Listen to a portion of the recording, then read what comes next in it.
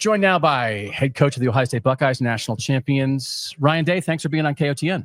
Great to be here. Ryan, I was talking with Doug earlier, and I told him, you guys are always really good, or you, I think, as a head coach, are always really good about kind of setting the tone in the offseason, just like whatever the general message is going to be, whatever that first sort of specific goal is going to be. Coming off of a season where you've won it all, now everyone is chasing you guys. How did you go about formulating that this offseason? Yeah, I mean, the first thing was we kind of assigned a book, Chop Wood, Carry Water. And I think the book really is important because just the mindset. And so what we've done is every day during the summer, a chapter's read, and it's a quick read. It's only about a minute and a half. And then one of the players or coaches gets up and explains what that chapter was about. And we put it on the monitors in the Woody every day, and each day is a different chapter. But the idea of the book is that it's about the process. And so, there's this samurai warrior who's an archer. And when he goes to work with this guy over in Japan, the first, I think 3 months or whatever, all he's doing is chopping wood and carrying water because they need the wood to heat the area and they need the water to drink. And had nothing to do with shooting the bow and arrow. Mm-hmm. And it's like that's the mindset that we have to make sure that we're getting back to. And then the second message is we got to grow up because we're a young team. Mm-hmm. And although we're talented, everyone is taking on a new role. The guys who are juniors who now need to step up as leaders. And then we have some young guys that really need to step into some big roles. I was just saying before we checked into the hotel last night, and it was Caleb, Jeremiah, and Sonny, and went to the front desk to check them in. And the lady said, "Is there someone here 21 that can check these guys in?" Because Caleb's 20, Sonny's 20, and Jeremiah's 19. Yeah. So we're young. So we got to grow up fast. When you're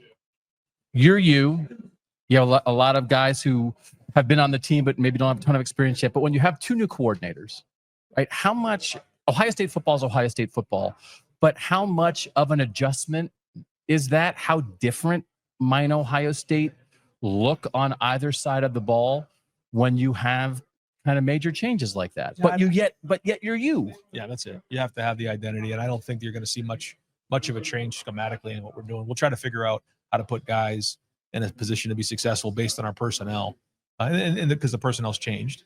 But you're not going to see much difference. There's certain tweaks along the way that I think Tyler Bowen can bring as the offensive line coach, run game coordinator, and also some tweaks, obviously, with Matt coming in with his background. But for the most part, it's going to be what we are. I think that was part of the process of hiring, these guys. It took us a little time. And I've learned over the years not to just jump into hires, to really vet it out, make sure you have the right fit, one, and then two, not worry about the public perception. Make sure you have the right person in the right seat.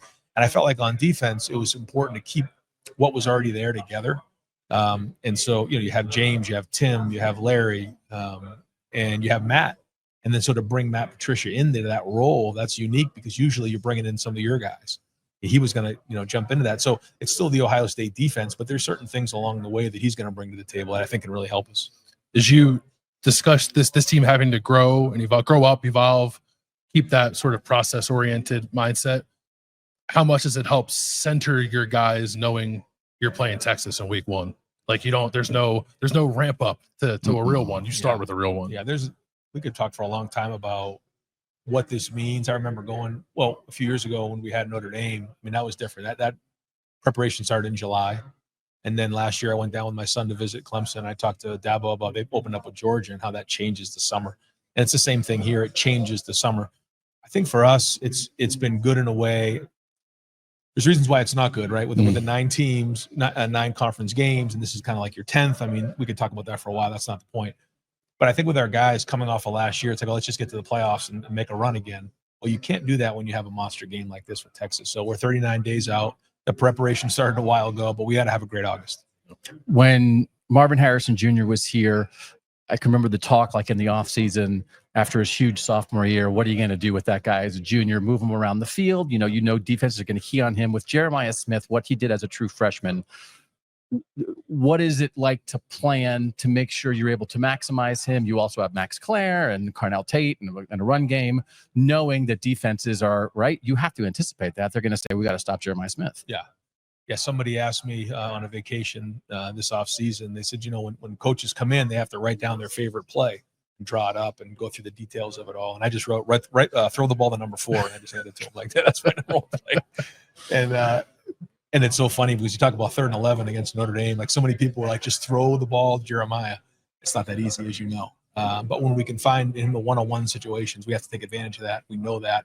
But we also have to be creative because we know that teams aren't just going to sit there and say, here's one-on-one coverage and just allow that to happen. So we do have experience doing that, but there has to be balance. And I think, Carnell Tate, Brandon Ennis, Bryson Rogers, Mylan Graham, we have different weapons there. Our running backs have to be weapons out of the backfield, as you saw with Trey and Quinshawn last year. But I'm hoping that one of the big weapons that we can have this year is at tight end. And I think that room is really taking a step forward. So having balance is important. Do you wear the national title ring? No, you don't have it on. No, Just too big. Okay, it's like a trophy. Yeah, just people can look at it. It's art. Yeah, it's art. No, that's good. I want to ask you one more, just about the other side of the ball quickly, because we saw Sonny Styles walking down the hallway here. I don't know that you see many teams that have 2 off-ball linebackers that are built like Sonny Styles and Arvell Reese. Usually those teams will put them on the line of scrimmage. You're lucky if you even have one of them. You have 2 6'4", 240 guys who can really run and are super athletic. What does that do for your defense in terms of versatility, in terms of putting those guys in different spots? It puts a smile on Matt Patricia's face. I can tell you that. James has done a really good job with that room, and I think Peyton Pierce has had a tremendous offseason. You're going to see him play a lot. Riley Pettijohn, TJ Alford. You start to see some of these guys really taking a step forward. So I'm excited about that group, and it gives us versatility to answer your question. Mm-hmm. There's a lot of things you can do with body types like that, and they can cover a lot of ground. They're rangy, and when you can rush, blitz, cover man-to-man, cover in zone, diagnose plays, run sideline to sideline, and then run and be physical and diagnose plays quickly, then you become real value to the defense. And I think we have a chance to be really, really good at linebacker this year. He's Ryan Day. He's the head coach of the Ohio State Buckeyes. Thanks as always for your time here on Kings of the North. Good to see you guys. Yep.